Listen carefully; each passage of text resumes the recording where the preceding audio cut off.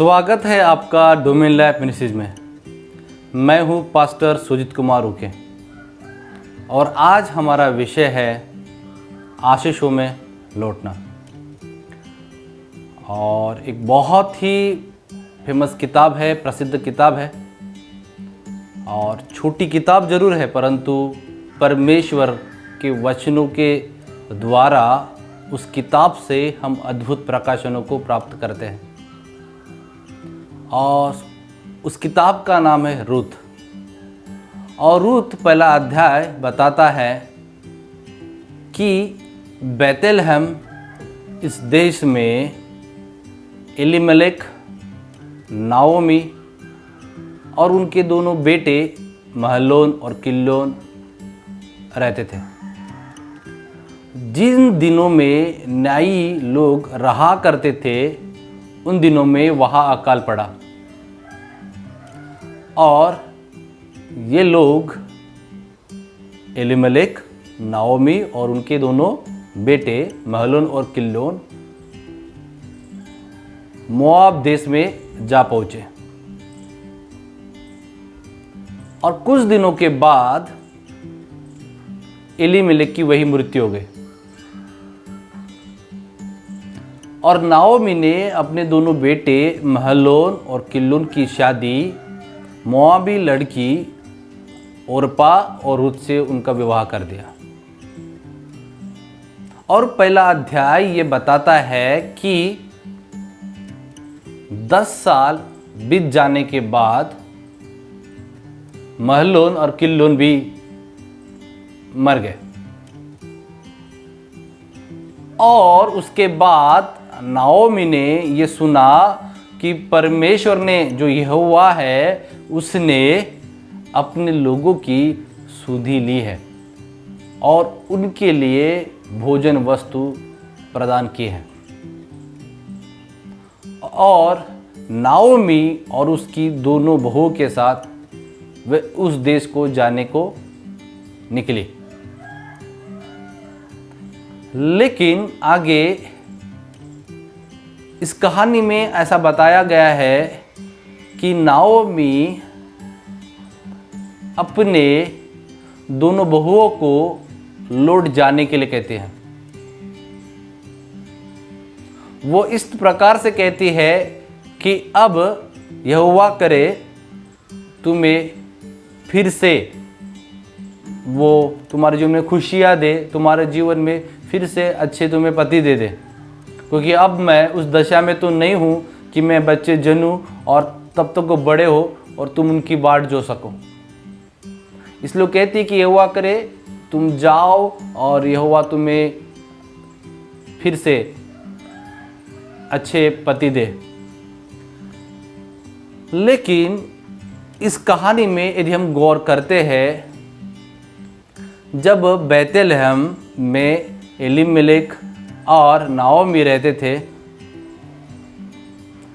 इस देश में अकाल क्यों पड़ा?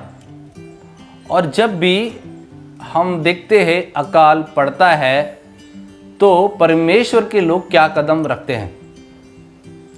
और उत्पत्ति की किताब में हम अब्राहम के विषय में भी देखते हैं कि जब अकाल पड़ा तो अब्राहम मिस्र देश जाने को निकला। और जब इन वचनों पर मैं मनन कर रहा था तो जब अकाल पड़ा तब उस देश से निकल जाना चाहिए या नहीं चाहिए, ये व्यक्तिगत निर्णय है अब्राहम का और एलीमेलेक का। सो हमारा परमेश्वर फ्री विल चॉइस देने वाला परमेश्वर है, तो उनका चुनाव था उस जगह जाने का। परंतु आप ध्यान दें, बेथलेहम जिसका अर्थ होता है रोटी का घर, जहाँ रोटी मिलना चाहिए, उस जगह भारी अकाल पड़ा। अकाल श्राप को दर्शाता है। और बड़ी दिलचस्प की बात है कि उस जगह अकाल क्यों पड़ा। कई लोग इस प्रकार से प्रचार करते कि परमेश्वर ने अकाल को लाया, परमेश्वर ने श्रापों को उस स्थान पे लाया। परंतु इसका उत्तर हाँ भी है और ना भी है। क्योंकि जब हम देखते हैं कि बेथलेहम जो रोटी का घर है, ऐसी जगह पर अकाल आया, ऐसी जगह पर वहां पर अकाल आया, तो वह कुछ तो बात होगी उनकी जीवन में अकाल क्यों आया। और आइए मेरे साथ उस पद पर ध्यान दें। रूत उसका पहला अध्याय और उसका 6 पद। तब वह मोआब के देश में यह सुनकर कि यहोवा ने अपनी प्रजा के लोगों की सुधि लेके उन्हें भोजन वस्तु दी है। इस शब्द को आप अंडरलाइन कर दें, सुधि लेके। परमेश्वर ने ऐसे ही वहां भोजन वस्तु प्रदान नहीं किया, क्योंकि परमेश्वर ने क्या किया है, वहां पे क्या किया है, सुधि लिया है। हालेलुया। तो परमेश्वर हमारा जो यहोवा है वो सुधि लेने वाला परमेश्वर है। परमेश्वर तो फ्री विल देता ही है, परमेश्वर आपको स्वतंत्र इच्छा देता ही है। परंतु जो सवाल अधिकतर लोगों का होता है कि परमेश्वर दंड देने वाला परमेश्वर है, परमेश्वर श्राप देने वाला परमेश्वर है, परमेश्वर अकाल लाने वाला परमेश्वर है, तो इसका उत्तर एक ही है। इसका उत्तर हाँ भी है और ना भी है। हाँ किस तरह से? हाँ इस तरह से है क्योंकि रोमियो की पत्री यह बताती है कि व्यवस्था क्रोध उपजाती है। आप नीति वचन 18 अध्याय 21 पद भी देख लीजिए। वह ये कहा गया है कि तुम, अरे शब्दों में क्या है, सामर्थ है। तुम जीवन के शब्द बोते हो या मृत्यु के शब्द बोते हो, ये चुनाव किसका है? ये व्यक्तिगत हमारा निर्णय है। यहाँ तक कि व्यवस्था विवरण साफ साफ हमें 2 निर्णय देती है, या तो आप जीवन के मार्गों को चुन ले या फिर मृत्यु के मार्ग को। परंतु परमेश्वर वह अपनी इच्छा प्रकट करता है और कहता है कि तू जीवन के ही मार्गों को चुन ले। पर इस स्थान पर हम देखते हैं जो बेथलेहम, जो परमेश्वर का स्थान है, क्योंकि बेथलेहम ऐसा स्थान है जिसे आप नए नियम में ऐसे कहते हैं कि दाऊद के नगरी में उद्धारकर्ता जन्मा है। तो दाऊद की नगरी कौन थी? बेथलेहम। ये ऐसा स्थान है, ऐसा भौगोलिक स्थान है जो परमेश्वर उन लोगों पर आशीष रखता था। और केवल ऐसा स्थान ही नहीं, परंतु ये ऐसा गोत्र है, ये यहूदा गोत्र है जिससे परमेश्वर ने अपनी वाचा बांधी थी। यदि आप पुराने नियम को बहुत अच्छे से विश्लेषण से पढ़ते हैं तो आपको पता चलेगा वहां कई राजा लोगों पर परमेश्वर ने करुणा की थी। कई लोग पुराने नियम में यहूदा गोत्र से राजा बने थे। तो दाऊद एक महान राजा था, वो भी यहूदा के ही गोत्र से था। पर खैर ये उस समय की बात है, अब तक तो दाऊद पैदा भी नहीं था, ये तो उसके कई सालों पहले की बात है। एक ऐसा स्थान जहां परमेश्वर की आशीष है, तो वहां उस स्थान में परमेश्वर की आशीष क्यों रुक गई? ये मनुष्य का चुनाव था। ये मनुष्य का चुनाव था कि उसे अपने ऊपर श्राप लाना है या आशीष। तो परमेश्वर की तो ये निर्णय, परमेश्वर की तो ये इच्छा थी कि जीवन के मार्ग को चुन ले। पर इस समय में रूत पहला अध्याय 6 पद में ये बताया गया है कि परमेश्वर ने सुधि ली। मतलब ये वचन साफ रीति से बात प्रकट करता है कि वहां की प्रजा परमेश्वर के आज्ञा उल्लंघन करती थी, क्योंकि परमेश्वर तब सुधि लेता है जब लोग आज्ञा उल्लंघन करते हैं। जब लोगों ने अपना मन फिराया तब उन्हें परमेश्वर ने क्या की? भोजन वस्तु प्रदान की। तो नाओमी ने जब ये देखा कि उस स्थान में परमेश्वर ने सुधि ली है और लोगों को भोजन वस्तु प्रदान की है, वो उस स्थान में जाने को निकली। परंतु जब दोनों बहुएं उसके साथ में जाने के लिए तैयार हुई, यही नाओमी उन्हें कहती है कि तुम अपने घर वापस लौट जाओ। यदि आप पुराना नियम बहुत अच्छी रीति से पढ़ते हैं तो आपको वह एक समाचार मिलता है। पुराने नियम में समाचार है, लौट आओ। परंतु यह हम नाओमी के शब्द बिल्कुल परमेश्वर के विपरीत शब्द से देखते हैं, लौट जाओ। तो नाओमी उस स्थान में जहां परमेश्वर की आशीष है, जहां परमेश्वर है, उस स्थान में आना चाहते हैं। और उसके दोनों बहुएं भी आना चाहती है, लेकिन अब नाओमी उन्हें रोकती है और नाओमी उन्हें कहती है कि लौट जाओ। आइए हम वचन की ओर जाए। रूत उसका पहला अध्याय और उसका हम देखेंगे 8 पद। तब नाओमी ने अपनी दोनों बहुओं से कहा, तुम अपने अपने मायके लौट जाओ। परमेश्वर तो पुराने नियम में हमेशा से संदेश देता आया है, लौट आओ। लेकिन यही नाओमी अब अपने दोनों बहुओं को संदेश क्या दे रही है, लौट जाओ। वरन वो ये कहती है, और जैसे तुमने उनसे जो मर गए हैं और मुझसे भी प्रीति किए, वैसे ही यहोवा तुम्हारे ऊपर कृपा करे।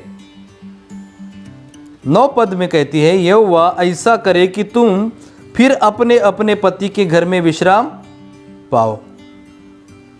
तब उसने उनको चूमा और वे चिल्ला चिल्ला कर रोने लग गए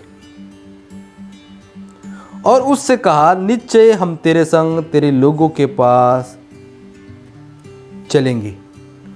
तो दोनों बहुएं ने निर्णय लिया कि निश्चय वो उसके लोगों के पास चलेंगे, जो परमेश्वर के लोगों के पास जाने का वो निर्णय ले रहे।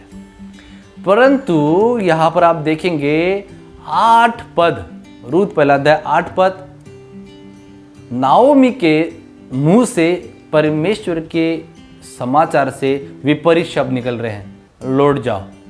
और केवल एक बार नहीं, परंतु 11 पद में नाओमी कहती है, हे मेरे बेटियों लौट जाओ, तुम क्यों मेरे संग चलोगे। और जब इन शब्दों पर हम बार बार ध्यान देते हैं, हालेलुया, 12 पद भी ये कहता है, मेरी बेटी लौट कर चले जाओ। हालेलुया। ये बात हमें बताती है कि नाओमी बार बार ये संदेश देते हैं कि लौट जाओ। हालेलुया। एक परमेश्वर पर विश्वास करने वाले लोगों को यह शोभा नहीं देता ऐसा जीवन जीना जो परमेश्वर के जीवन से विपरीत जीवन जीना, या परमेश्वर के शब्दों से विपरीत जीवन जीना। और रोमियो 8 अध्याय कहता है, जो शरीर के अनुसार जन्मता है वह शरीर है, और जो आत्मा के अनुसार जन्मता है वो क्या है, आत्मा है। अब यहां जब वो संगति से दूर हो गई तो नाओमी का जीवन शारीरिक सा जान पड़ता है और वो अपने बहुओं को लौट जाओ के विषय में संदेश दे रही है। और आगे जब इस कहानी में हम बढ़ते हैं, रूत 1 अध्याय उसका 12 पद, हे मेरे बेटियों लौट कर चली जाओ, क्योंकि मैं पति करने को बूढ़ी हूँ, और चाहे मैं कहती भी हूँ कि मुझे आशा है, और आज की रात मेरे पति होता भी तो मेरे पुत्र भी होते, तो भी क्या तुम उनके सयाने होने तक आशा लगाए ठहरी रहती और उनके निमित्त पति करने से रुकी रहती। हे मेरे बेटियों ऐसा न हो, क्योंकि मेरा दुख तुम्हारे दुख से बहुत बढ़कर है। देखो यहोवा का हाथ मेरे विरुद्ध उठा है। अब इन शब्दों पर गौर करिए। नाओमी की आंखें यहां तो लगी हुई है कि यहोवा का हाथ उसके ऊपर उठा हुआ है, परंतु उसे स्वयं की बात ये दिखाई नहीं दे रही है कि मैंने अपने जीवन में किस मार्ग को मैंने चुन लिया। यदि वह जीवन के मार्ग को चुनती तो जीवन को प्राप्त करती। हालेलुया। लेकिन वो कहती है कि मेरा दुख तुम्हारे दुख से बहुत बढ़कर है, देखो यहोवा का हाथ मेरे विरुद्ध उठा हुआ है।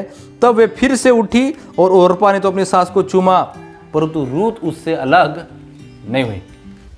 ओर्पा जो रूत की जेठानी है वो तो अपने मायके चली गई, लेकिन रूत ने नाओमी को नहीं छोड़ा।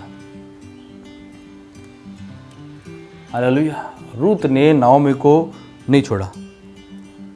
16 पद ये कहता है, रुत बोली, तू मुझसे ये विनती न कर कि मुझे त्याग या छोड़ कर लौट जा, क्योंकि जिधर तू जाए उधर मैं भी जाऊंगी, जहाँ तू टिके वहाँ मैं भी टिकूंगी। तेरे लोग मेरे लोग होंगे और तेरा परमेश्वर मेरा परमेश्वर होगा। हालेलुया। रूत जब उसने ये सुना या जब उसने देखा कि परमेश्वर ने अपने लोगों की सुधि ली है, वह भोजन वस्तु प्रदान की है, तो उसने ये निर्णय लिया कि मुझे उस स्थान पर जाना है तो जाना है, मुझे उन लोगों में जाना है तो जाना है। तेरा परमेश्वर मेरा परमेश्वर, ये जो उसके शब्द है ये उसके निश्चय को दर्शाते हैं। उसने निश्चय कर लिया था, क्योंकि उसे ये पता चल गया था जिस स्थान में श्राप थे वह आशीष कैसी क्या आई। She know there is the presence of God. उसे पता था वह परमेश्वर की उपस्थिति है।